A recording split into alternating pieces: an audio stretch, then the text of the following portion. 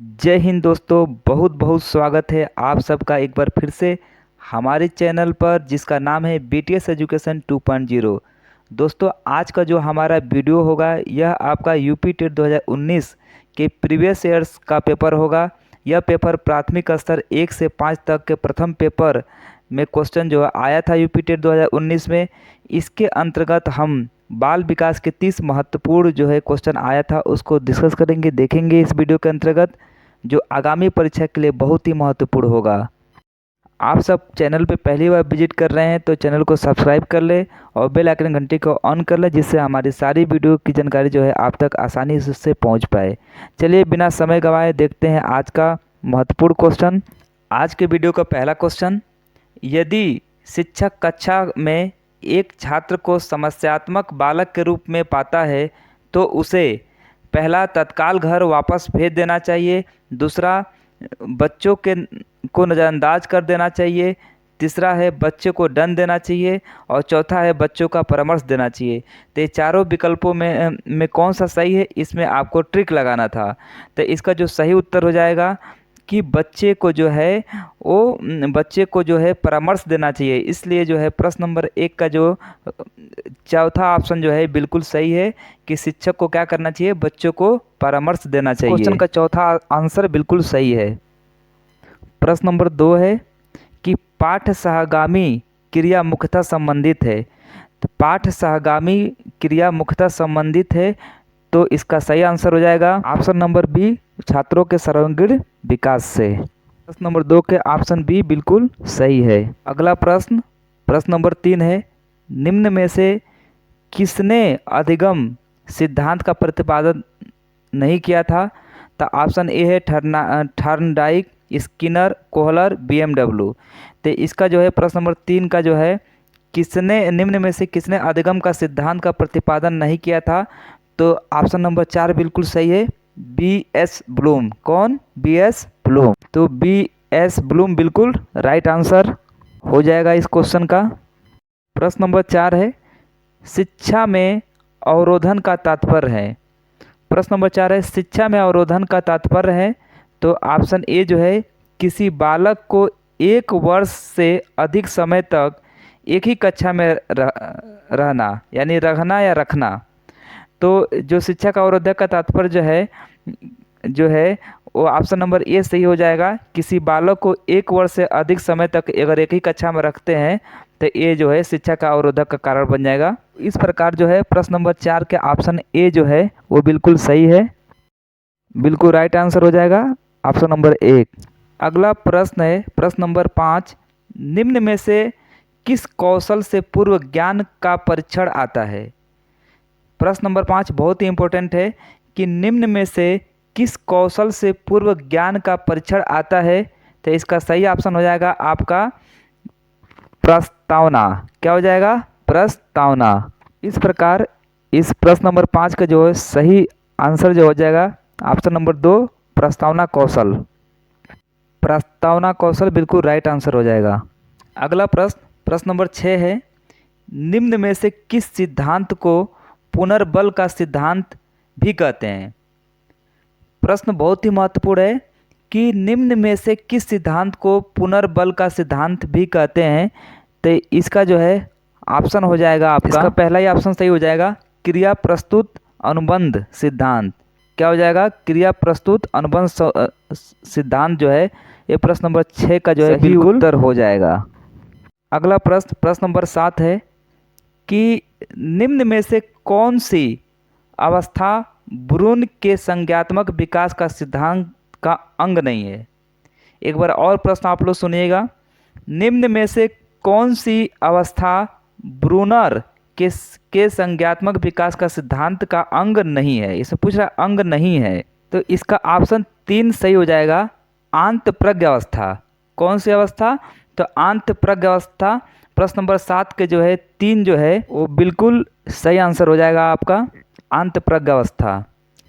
अगला प्रश्न है प्रश्न नंबर 8 कि मार्शल ने बोध स्तर के प्रशिक्षण प्रतिमान के 5 पदों का वर्णन किया है, वह है। तो पहला है प्रस्तुतिकरण, दूसरा है खोज और तीसरा है संगठन अवस्था, और चौथा है आत्मीकरण, और पांचवा है वाचन या अभिव्यक्तिकरण। प्रश्न नंबर 8 है, मार्शल ने बौद्ध स्तर के प्रशिक्षण प्रतिमान के 5 पदों का वर्णन किया है। वह है, पहला जो है प्रस्तुतिकरण, दूसरा खोज, तीसरा संगठन व्यवस्था, और चौथा आत्मकरण, और पांचवा है आपका वाचन अभिव्यक्तिकरण। तो इसको सीरियल से देखना है कि पहले क्या आएगा, दूसरे पे क्या आएगा और तीसरे पे क्या आएगा। तो इस तरह से जो है इसका जो है ऑप्शन बी जो है 2 जो है बिल्कुल सही है कि पहले 2 नंबर पे पहले खोज आएगा, फिर क्या आएगा आपका प्रस्तुतिकरण आएगा, फिर उसके बाद से जो है आपका आत्मीकरण आएगा, और उसके बाद से फिर जो है आपका संगठन यानी व्यवस्था आएगा, और जो लास्ट में जो है आपका वाचन यानी अभिव्यक्तिकरण आएगा। तो इस तरह से ये प्रश्न नंबर 8 के जो है ऑप्शन 2 जो है बिल्कुल सही मिलान है, सही आंसर है। अगला प्रश्न है प्रश्न नंबर 9, निम्न में से कौन सा संज्ञात्मक क्षेत्र से संबंधित नहीं है? ज्ञान, अनुप्रयोग, अनुमूल्य और बोध। तो प्रश्न नंबर 9 है, निम्न में से कौन सा संज्ञात्मक क्षेत्र से संबंधित नहीं है? तो इसका जो है ऑप्शन नंबर 3 अनुमूल्यन जो हो जाएगा, ये बिल्कुल सही आंसर हो जाएगा। तो इस प्रकार प्रश्न नंबर 9 के जो है 3 नंबर का ऑप्शन जो है अनुमूल्यन जो है ये बिल्कुल राइट आंसर हो जाएगा। अगला प्रश्न है प्रश्न नंबर 10, निम्न में से कौन सा अधिगम का वक्र नहीं है? पहला ऑप्शन है उत्तल, दूसरा है मिश्रित, और तीसरा है नतोदर, और चौथा है लंबवत। तो प्रश्न नंबर 10 है, निम्न में से कौन सा अधिगम का वक्र नहीं है? तो वो जो है प्रश्न नंबर 10 का जो है चौथा जो है आंसर जो है वो बिल्कुल सही है, क्योंकि अधिगम का जो है लंबवत वक्र जो है नहीं होता है। तो इस वजह से जो है लंबवत वक्र नहीं होता है। तो प्रश्न नंबर 10 में पूछा था कि वक्र नहीं है तो लंबवत नहीं होता है, तो ऑप्शन 4 जो है बिल्कुल सही उत्तर हो जाएगा। अगला प्रश्न है प्रश्न नंबर 11, व्यवहार के कारण व्यवहार में परिवर्तन ही अधिगम है, यह कथन किसका है? एक बार और प्रश्न सुनिएगा, व्यवहार के कारण व्यवहार में परिवर्तन ही अधिगम है, यह कथन किसका है? तो इसका ऑप्शन नंबर जो है इसका 2 गिलफर्ड सही हो जाएगा, क्योंकि ये कथन जो है गिलफर्ड द्वारा कहा गया था। तो इस प्रकार इस क्वेश्चन का जो है ऑप्शन 2 है गिलफर्ड, वो बहुत ही सही आंसर है, सटीक आंसर है। अगला प्रश्न है प्रश्न नंबर 12, इसमें है सूची ए तथा सूची बी को सम्मिलित कीजिए। तो सूची ए जो है और सूची बी है। सूची ए में जो है ये विद्वानों के नाम है, और सूची बी में जो है ये इन्होंने जो अपना व्याख्या दिया था उसको मिलाना है। तो पहला ऑप्शन वो है ए ब्रूनर, और बी है आशुबेल, और सी है ग्लेजर, और डी है आपका गार्डन। तो इसमें जो है ए का जो है 4 नंबर से मिलान हो जाएगा संप्रत्यय उपलब्धि से, और बी का जो है वो 3 नंबर से मिलान होगा, और सी का 1 नंबर से मिलान होगा, और डी का जो है वो 2 नंबर से मिलान हो जाएगा। इस प्रकार जो ऑप्शन दिया है उस ऑप्शन के हिसाब से ऑप्शन 3 जो है वो बिल्कुल राइट आंसर हो जाएगा। ए का मिलान जो है किससे होगा? 4 से होगा, बी का 3 से होगा, सी का 1 से होगा, और डी का 2 से होगा। अगला प्रश्न नंबर 13 है, समस्या समाधान का प्रथम चरण है। पहला परिकल्पना का निर्माण करना, दूसरा समस्या की पहचान करना, और तीसरा है आंकड़ा का संग्रह, और चौथा है परिकल्पना का परीक्षण। तो इसका जो सही आंसर हो जाएगा प्रश्न नंबर 13 का समस्या का समाधान का प्रथम चरण जो है वो आपका 2 नंबर हो जाएगा, समस्या की पहचान करना।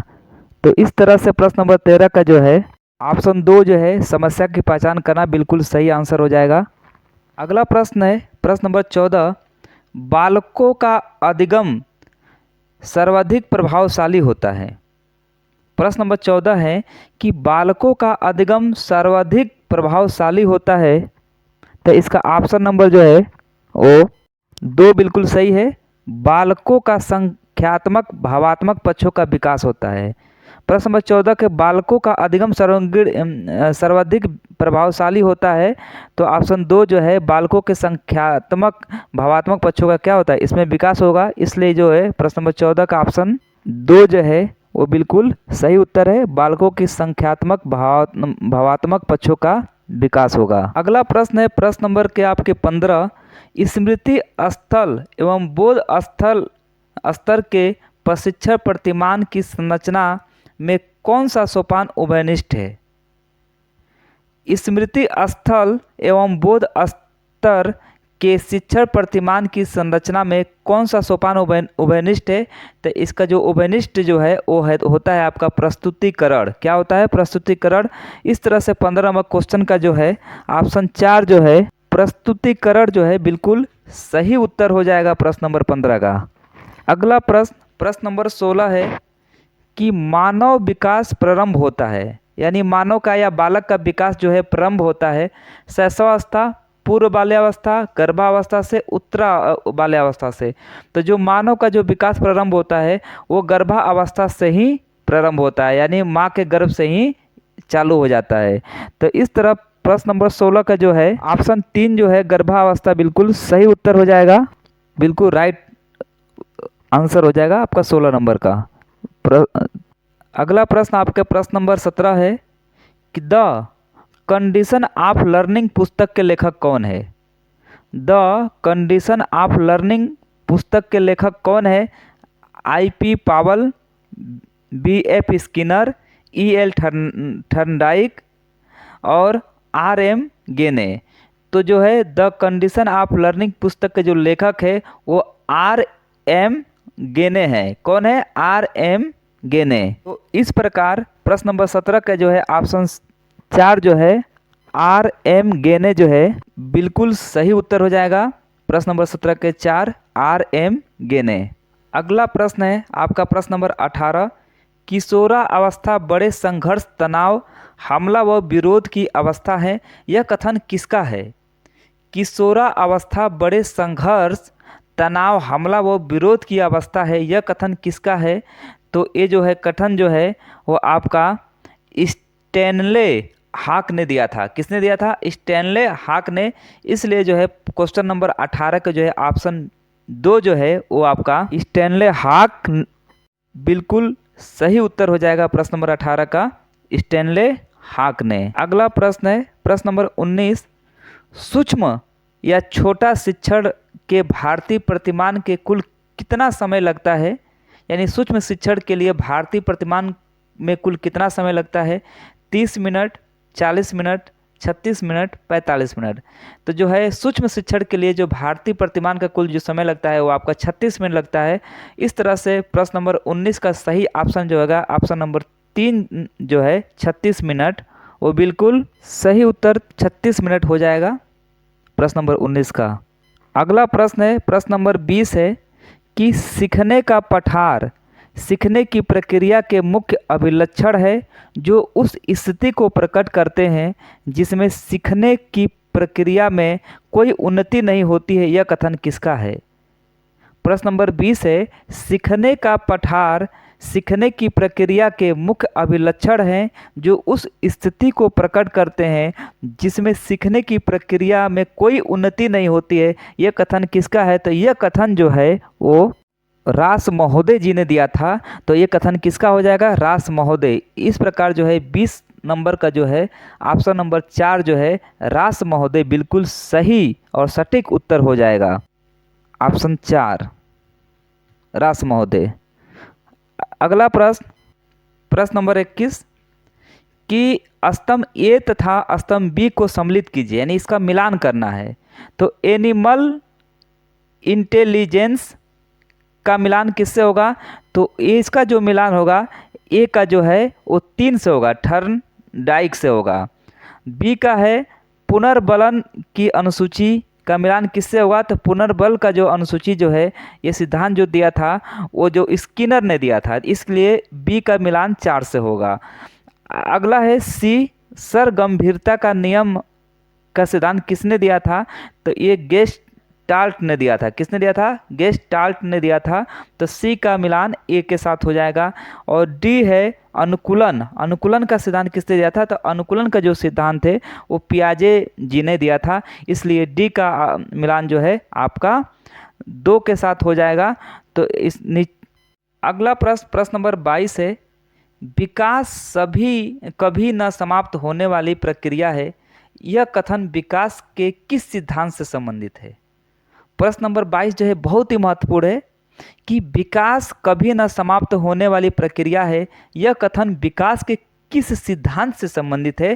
तो इसका ऑप्शन नंबर ए बिल्कुल सही है, निरंतरता का सिद्धांत है। ये कभी ना रुकने वाली कभी ना रुकने वाला सिद्धांत है। ये हमेशा जो है क्या होता है, विकास जो है चलता रहता है आगे की तरह। इसलिए 22 नंबर का जो है क्वेश्चन एक जो है निरंतरता का सिद्धांत बिल्कुल सही ऑप्शन ए है, एक है निरंतरता का सिद्धांत बिल्कुल सटीक और सही उत्तर है इसका। अगला प्रश्न है प्रश्न नंबर 23, संविधान के किस संशोधन से शिक्षा एवं मौलिक अधिकार बन गई? प्रश्न नंबर 23 अति महत्वपूर्ण क्वेश्चन है ये कि संविधान के किस संशोधन से शिक्षा एक मौलिक अधिकार बन गया? तो आप सभी लोग को पता होगा कि संविधान के जो है 86वें संशोधन से जो है शिक्षा जो है एक हमारा मौलिक अधिकार बन गई। तो इसलिए जो है 23 नंबर का जो है ऑप्शन सी जो है 3 जो है वो बिल्कुल सही जवाब है, 86वें संशोधन से। अगला प्रश्न नंबर 24 है, अभिप्रेरणा का मूल प्रवृत्ति सिद्धांत के प्रतिपादक कौन था? अभिप्रेरणा के मूल प्रवृत्ति सिद्धांत के प्रतिपादक कौन था? तो अभिप्रेरणा के मूल प्रवृत्ति के सिद्धांत के प्रतिपादक जो था वो मैकडूगल था। कौन था? मैकडूगल। इसलिए जो है प्रश्न नंबर 24 का जो है ऑप्शन नंबर 3 जो है मैकडूगल बिल्कुल सटीक और सही उत्तर मैकडूगल सही हो जाएगा। अगला प्रश्न है आपका प्रश्न नंबर 25 कि विकास किस अवस्था को कोल तथा ब्रूस ने संवेगात्मक विकास का अनोखा काल कहा था? प्रश्न नंबर 25 है, विकास किस अवस्था को कोल तथा ब्रूस ने संवेगात्मक विकास का अनोखा काल कहा था? तो दोनों विद्वानों ने बाल्यावस्था को जो है संवेगात्मक विकास और अनोखा काल कहा था। इस तरह से जो है प्रश्न नंबर 25 के जो है ऑप्शन नंबर 2 जो है बाल्यावस्था बिल्कुल जो है सही और सटीक जवाब हो जाएगा बाल्यावस्था को। अगला प्रश्न 26 है, किसने बहुविमात्मक प्रज्ञा का प्रत्यय दिया था? प्रश्न नंबर 26, किसने बहुविमात्मक प्रज्ञा का प्रत्यय दिया था? तो ऑप्शन ए गार्डनर ने दिया था। किसने दिया था? गार्डनर ने दिया था। इसलिए जो है 26 का जो है ऑप्शन ए जो है गार्डनर बिल्कुल सही जवाब हो जाएगा आपका। अगला प्रश्न है प्रश्न नंबर 27, डिसलेक्सिया में यह करने में कठिनाई होती है। एक डिसलेक्सिया नामक बीमारी होती है, इसमें क्या कठिनाई होती है? तो ऑप्शन ए है बोलने में, दूसरा है व्यक्त करने में, पढ़ने वर्तनी में और चौथा ऑप्शन है खड़े होने में। तो डिसलेक्सिया जो बीमारी होती है इसमें जो है बालक को पढ़ने और वर्तनी करने में जो है दिक्कत होती है, यानी कठिनाई होती है। इसलिए प्रश्न नंबर 27 को जो है ऑप्शन 3 जो है पढ़ने और वर्तनी में ये बिल्कुल जो है कठिनाई होती है। इसलिए ऑप्शन 3 जो है बिल्कुल सही और सटीक जवाब हो जाएगा आपका, पढ़ने और वर्तनी में। डिसलेक्सिया बीमारी में पढ़ने और वर्तनी में क्या होती है? कठिनाई होती है। अगला प्रश्न है प्रश्न नंबर 28, निम्न में से क्या समावेशी कक्षा में शिक्षक की भूमिका नहीं है? निम्न में से क्या समावेशी कक्षा में शिक्षक की भूमिका नहीं है? शिक्षक को सिखाने में सक्षम को अतिरिक्त समय देना, शिक्षक को निःशुल्क बच्चों पर ध्यान नहीं देना और बच्चों की आवश्यकता अनुरूप बैठने की पर्याप्त व्यवस्था करनी चाहिए, शिक्षक की बच्चों को प्रोत्साहन करना चाहिए। तो प्रश्न नंबर 28 पूछ रहा है कि निम्न में से क्या समावेशी कक्षा में शिक्षक की भूमिका नहीं है? तो शिक्षक की जो भूमिका नहीं है वो शिक्षक को निःशुल्क बच्चों पर ध्यान देना नहीं चाहिए। इसलिए ऑप्शन 2 जो है बिल्कुल सही और सटीक उत्तर हो जाएगा। शिक्षक को जो है निःशुल्क बच्चों पर ध्यान नहीं देना चाहिए, ये शिक्षक की भूमिका नहीं होती है। इसलिए प्रश्न नंबर 28 के जो है ऑप्शन 2 बिल्कुल सही उत्तर है। अगला प्रश्न है प्रश्न नंबर 29, कक्षा में छात्रों को प्रश्न पूछने के लिए अनुमति नहीं देनी चाहिए, प्रेरित करना चाहिए, हतोत्साहित करना चाहिए, रोक देना चाहिए। तो देखिए दोस्तों कि कक्षा में जो है छात्रों को प्रश्न पूछने के लिए क्या करना चाहिए? तो प्रेरित करना चाहिए। तो इसलिए जो है प्रश्न नंबर 29 का जो है ऑप्शन 2 जो है प्रेरित करना चाहिए, ये बिल्कुल सही और सटीक जवाब हो जाएगा कि प्रश्न पूछने के लिए बच्चों को जो है प्रेरित करना चाहिए। अगला प्रश्न है प्रश्न नंबर 30। बच्चे की वृद्धि मुख्यतः संबंधित है उनके नैतिक विकास से, सामाजिक विकास से, शारीरिक विकास से और भावात्मक विकास से।